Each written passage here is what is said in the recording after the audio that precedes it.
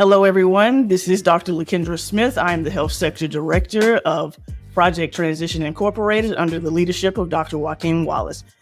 Welcome back to another interview in our Mental Health and High Performing Athlete series. I have with me Mr. Jeffery Johnson. Why don't you go ahead and introduce yourself to everyone? How you guys doing? My name is Jeffery Johnson. I was a college athlete first. I played football at Tulane University. And then in my fifth year, I transferred to University of Oklahoma. And after doing 1 year at Oklahoma, I'm now an athlete in the USFL playing for the Houston Gamblers. Where are you from? Where'd you grow up? So I'm originally from Brookhaven, Mississippi. That's where I was born and raised. Really, me and my mom, my family moved back there when I was 7 years old. I was originally living in Baton Rouge, Louisiana, but Country Boy took over. I've been living in Mississippi ever since. Oh, that's good stuff. So being from Mississippi, and you went to school in Tulane and Oklahoma. So what factors determined you going to those schools? Because if I'm not mistaken, you had several offers, like all across the country. All right, so I had over 28 scholarships. So it was very hard for me kind of picking a school where I want to go to, because a lot of guys, want to go to schools. They got a big name like Alabama, LSU, Georgia, all these big time schools. But for me, it was really somewhere, where I'd be able to get playing time and somewhere that also felt like home to me. So not too far from home, up the street in New Orleans was the perfect fit for me. That is nice. How was your family support? Like being close to home? Like, did you feel like you were able to get more family support at Tulane, considering Norman, Oklahoma that's a stretch from Brookhaven, Mississippi? Yeah. My mom and my sisters, they always came to my games, usually every home game, but they didn't so much come to the away games because it's far away. But yeah, it was a big difference going from Tulane to Oklahoma, because that's about 11 hours away from Mississippi. And so it's kind of like they got the opportunity to come up there once for senior night, but they didn't get to make it to any other games because it was so far away. Holy smokes. So it sounds like you really had a great career. There are not many people who get to transfer from Tulane, who's doing actually well this year, to Oklahoma, who's also doing well this year. What were your biggest challenges? Just really my mental health. Just going from one school to another. Change is hard. Change is difficult. But for me, I think it's, how do you overcome and, weather adversity? Like I said, with my mental health, I was dealing with a lot at Tulane, deciding if I wanted to transfer or not. So there's that part. And then there's actually a part of transferring. I just have to have clarity, just all the things I was thinking, all the things I had in my head. But it was definitely a difficult transition. Okay, good. I'm glad you mentioned transfer, because I don't know if you know this, but when you all played Southern Miss at the Lockheed Martin, is that the Armed Forces Bowl? Yeah, so I was at that game. Really? Yeah, I remember that game. I was at that. I knew you were playing. I was at that game, and I knew that Clopton was on the other side. I was like, this is going to be an interesting matchup. Two teammates. Both of you all were 3-star, 4-star, going head to head in college. I'm like, yeah, I need to catch that game. You had a really good game. I think you annihilated him. It was just not a good situation for him. And you got a lot of hype. Your name was big. And the next thing I know, I look up and I think you were in the portal. Then all of a sudden, you weren't in the portal. You were coming back to the team. So what was that process like? Because your career started before the portal existed, I do believe. Right. It was kind of my junior year when I picked up and I was going to transfer. And that's when I was just, collecting all my thoughts, trying to, handle all my business, make sure I take care of everything I had to take care of. And so, yeah, I was kind of doing a little bit of fishing when I entered the portal my junior year. It kind of sparked some commotion within the program, and, my teammates and everything. I think that was probably one of the most hardest times in my life, because that's when I really had to make a decision whether I was going to stay or whether I was going to go. So I always say, everybody in athletics knows this business except the athletes. And in that moment, you had to make a business decision. And a lot of people aren't really ready for that. Right. They're not ready with external variables that come with that. So did you have any guidance or anybody that, that you can confide in, that will offer you any kind of advice, like sound, like legit, rational and practical advice? There were a few close teammates I had that was close to me. I would reach out to them and talk to them about it. And then also, just my mom. Like, my mom's a big influence in my life and my career. And a lot of things I'll go to her for. But, moms will always say, I want what's best for you at the end of the day. So whatever makes you happy. I know I also reached out to my head coach, Tommy Clopton, because he was a big influence on me, just me picking a school where I wanted to go to as well. So a lot of those, resources and, just my mom, and really just God, just remaining humble, not letting, my thoughts and all these negative emotions consume me. It was definitely a good experience just having those people to talk to. Nice. So you went from Tulane, which is a very small school in comparison to the University of Oklahoma. What were the differences in the resources afforded to you as an athlete at both of those schools? And how did that impact your athletic performance and your athletic success? I think more at Tulane compared to Oklahoma because Oklahoma's in the Big 12. And so, there's a lot of more resources when it comes to like what athletes need and just like mental health as well. So, and there's also a money factor that played a big part. And I feel like just being at Tulane, I feel like a lot of things were just, evolved around football and being out there on the field, and not so much at Oklahoma. Oklahoma, it was like what's best for the player so he can be at his best on the field. And they really dove into, what do we need or what's causing us to, have these negative thoughts or emotions or a lot of different chaoses, that athletes deal with. So during your athletic career, at least during your collegiate athletic career, what were resources that weren't at your disposal that you wish you had? I feel like a lot of the times, like you said, we get caught up in being an athlete first. And so I feel like a lot of the times, I wasn't really so worried about, managing my money and budgeting my money. And now that I see, just being out of college, that's a big thing. You're just being out of school, being on your own, and you have to take care of yourself. You got to learn how to budget, manage your money, and not also talk about credit, taxes, and all this other type of stuff. I feel like I kind of missed out on while I was in college. I assume they didn't have any programs or any life skill development type of events to help you all through that process. We're kind of hearing that a lot with some of the other interviews. I'll say that they definitely had, a few of those programs available, but like I said, it's just so hard to, thinking about this, thinking about school, then you got, a big institution. So, it was just hard, trying to think about things after college, also while thinking about things that you have to take care and prepare for while you in college. So you had a senior night at Oklahoma, and then all of a sudden things get real. So did you get an invite to the combine?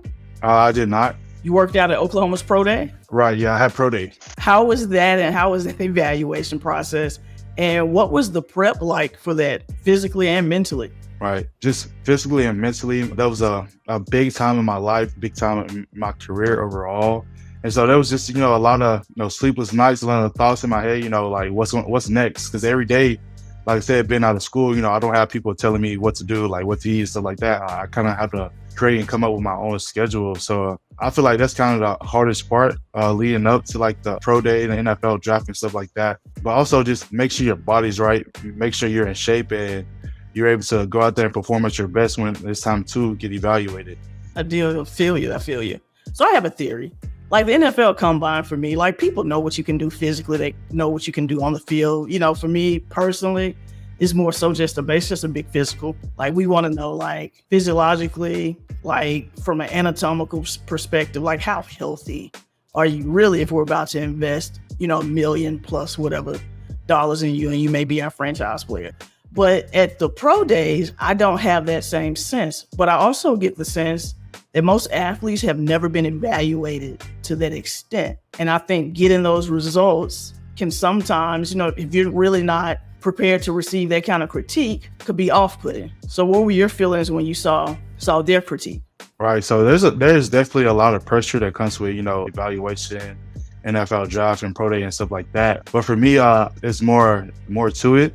And for me, I think it's whether can you play football or not. For me, I know I can play football. I know my X's and O's, I'm good with my technique. But I feel like a lot of those things, like I said, I feel like a lot of guys don't get opportunities just because, maybe they don't have the height or the size or, they don't have all these great numbers that, that you see a lot of guys get at the combines or like these pro days. And for me, I feel like, I kind of struggle, especially like with my 40 time on my pro day. I kind of put on a new pair of cleats and I kind of tripped up a little bit and I had an opportunity to run again. So I kind of tripped up again. So I kind of regret wearing those new pair of cleats. But yeah, there's definitely a lot of pressure that comes with the draft and pro day and just evaluations and stuff like that. But I think that, the best thing is to make sure you prepare for that moment when you get the opportunity, because a lot of people don't ever get that opportunity. That's good stuff. So now your collegiate career is over. There has to be an after. And so you decide that you're going to pursue your athletic career professionally in some other arenas. And so what's that process like? Because if I'm not mistaken, you were the first pick of the Houston Gamblers, right? Round 5. So that was exciting to know that, I got picked in the 5th round of the USFL draft. I kind of missed a lot of it because, in USFL was kind of like my plan B. So I was originally just training for the NFL draft. And so this, like after the draft, I was going, check out, what's up with the USFL. Also, had the option for the CFL as well. So I didn't really want to put too much on my plate at one time because, that process can be really overwhelming. But it was great to know, like I said, I got drafted in the 5th round and I had that opportunity. That's good stuff. So 2 things that I've learned this interview. 1, don't wear new cleats on event day. Stick with what you know. And definitely have a contingency plan. That's good stuff. So what's the process like being a USFL player? And I'm kind of excited about the merger. So what most people don't know is the USFL actually has direct ties to the NFL, almost kind of like a unofficial farm system, right? To some extent. I can't lie. I thought the XFL was a better product. It was entertaining to me. I liked the different rules. Also like being able to just go down the street and catch a game. So what's that process like playing in that league? And also because they're out of season. So like, how does all of that work for you? What is that process like for you playing in the USFL? And especially with them being out of, in and out of season, they have a very short season. And also, how do you feel about the merger and what prospects does that afford you? Obviously, like our season is apart from all the rest of the other leagues and stuff like that. And so I feel like it allows you a lot more time, to prepare for the upcoming season, get your body right, get prepared mentally and physically for, the upcoming season. But also I feel like the pressure's still on, like you were saying, like USFL is kind of like a direct tie to the NFL. So, you still have people watching you. There's still the expectation of being a pro athlete, what guys would do. Like if you were in the NFL, if I did get the opportunity, like the expectations are still the same, doing what you're supposed to do day in and day out and making sure, you're ready when your time comes, when it's time to touch the field. So I'll take in consideration all of those things, but I'm also very excited for this upcoming season because, like I said, I played like half a season with them. And so I think it's going to be big, especially, you mentioned a merger with the USFL and the XFL. I think it's going to be beneficial to a lot of players, especially when it comes to like paid income and stuff like that. But yeah, I'm definitely excited to see where this thing goes. I'm not sure if it's still going to be called the USFL or what is it going to be called. So I'm definitely interested to see. So I actually know the name. I just can't remember. Like somebody told me what the name was who actually works in the league, and I just do not remember. That is cool. So playing in that league, what mental health stressors or situational psychosocial distress did you ever come across, and how did you handle those? Because I imagine competing, because yeah, you want to win a game, but actually realistically, unfortunately, it's kind of the same situation with collegiate sports right now with the portal. Every game's an audition. It's kind of like, everything I've been taught and I've, learned just being in college football. A lot of the same things carry over into the USFL and just life in general. The standard is the standard. Like you're going to do your best and try your best in everything that you do, but also you keeping God first and, keeping your faith first and having a good mind frame for whatever comes after you, whether it's just losing a game or just things outside of football. And for me, I think, it's a big eye opener for me. Just, hey, like, this has now become my job, not necessarily a part of who I am, but like this is my job. And like at the end of the day, while I'm there, I have to take care of my business and do what I have to do to stay on the field. But outside of that, there was a lot of external factors outside of football that I was kind of dealing with as well, which is being a normal person. Like football is over, at the end of the day, I get to go home, but like, so it's kind of like, what now? So, it kind of goes back to, managing my money, investing my money, and making sure I'm doing everything I can to be successful. That even comes with like getting my body right, getting the rest and stuff that I need so I can be influential. Nice. So you're still in your career, and we typically in this series ask people about their transition from sports and the after and what that process was like. So of course, I'm not going to ask you that question, but what I will ask you is what obstacles do you foresee in, your future transitioning from an athlete to a regular person? Right, yeah. So I kind of had a little taste of that after, playing a little bit in the USFL and having an off season. It was kind of like a what now moment. I kind of just went home and was like, I don't know what I'm gonna do. Now I know I had enough money to take care of myself, but at the same time, like it's hard when you're spending money and you're not having money coming in. So it kind of forces me I had to go get a job, and I wasn't used to working 9 to 5, like a lot of other people. So I feel like that was a challenge I struggle with, and I feel like something that I would have to get accustomed to. I feel like for me, having football being outside of football season, I feel like I'm gonna take my off season, just to figure out, what I want to do and who I want to be, other than just being a football player. Good stuff. So what do you think, what tools or instruments do you think will be vital into making that transition easier or more efficient and effective for you? I think it's more of a mental aspect, because a lot of people deal with life in many different ways. Everybody have, different circumstances and situations.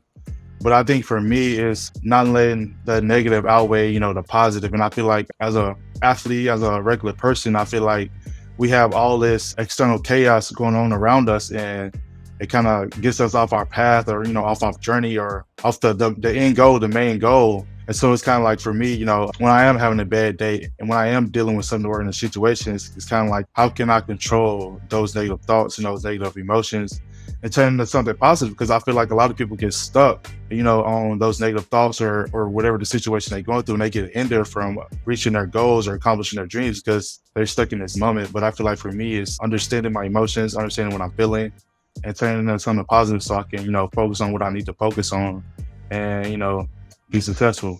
Those are great words. Those are very, very great words. I think positive speak is one of those things I don't think people do enough. And I'm not sure if it's because of imposter syndrome or they're just pessimistic, by nature. But I do think that is something over time that if you make it a habit, it can change your habits and your mindset, right? So yeah, that's great. I just got an off the wall question I want to ask, just because I want your opinion. You've seen the shakeup in the conferences. So we've interviewed someone who ran track at Cal. We've interviewed someone who's run track at Oregon. And so to some extent, I think track will be okay as far as traveling. But what do you think these people in the former Pac-12 conference, the athletes in that conference, what problems do you think, or obstacles or challenges do you think they will have playing in the Big Ten, considering the distance, coast to coast? I've never had to experience this. I'm kind of glad I'm not having to experience this, because like I said, like, change is hard, change is difficult, but I feel like at the end of the day, no matter with what sports you play, I feel like the process is still the same day in and day out. But I think a lot of guys, from when I was at Oklahoma, we kind of had a tough season last year. A lot of guys wasn't used to losing, either in high school or coming into college or coming from another college, that never really lost a game. So I feel like that can be a more difficult challenge for athletes. I feel like that can be difficult, knowing just how things used to be and how things are now. Because I know a lot of people, are probably been playing the same people or, competing against the same people for years. And it's kind of like, they've come close, to meeting their goals or like expectations. It's kind of like there's a shift in the level of competition that people are going up against in these different conferences. So I feel like that's going to be one of the biggest challenges, just overcoming adversity and just the level of competition that you have to compete against. I'm glad you mentioned lose. So I think most people don't know how to lose. So what are your nuggets for losing gracefully? Right. I just feel like you have to be humble, and, it kind of goes back to like your mental health and your mentality. Bad things are going to happen, but how you overcome adversity is going to determine how far you go in life. So I feel like you can't get stuck on 1 loss, 2 loss, 3 loss. You got to move on. Like I said, you got to go back to the drawing board and, do everything all over again, like break it down to the basics. And I feel like, that's what it's going to come down to, because like outside of sports, something's going to happen. God forbid, like some bad thing is going to happen. How are you going to come back for that? You feel me? So it's kind of like the same thing with losing. You want to be stuck on a 1 loss and have another loss, or stuck on that 1 loss and focus on how to win.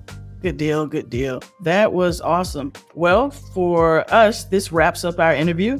Do you have any little nugget that you would like to leave us with? As a man thinketh, so is he. Your attitude will determine your altitude. And if you do the math with the letters of attitude, A is the first letter. I'm not sure what T is, but like if you go through the alphabet and see where the numbers align, it's all the words and attitude are going to equal 100%. So your attitude, your character is going to determine how far you go and how you think. Good stuff. Well, thank you so much for interviewing with us. And ladies and gents and others, the Jeffery Johnson. Thank you for coming.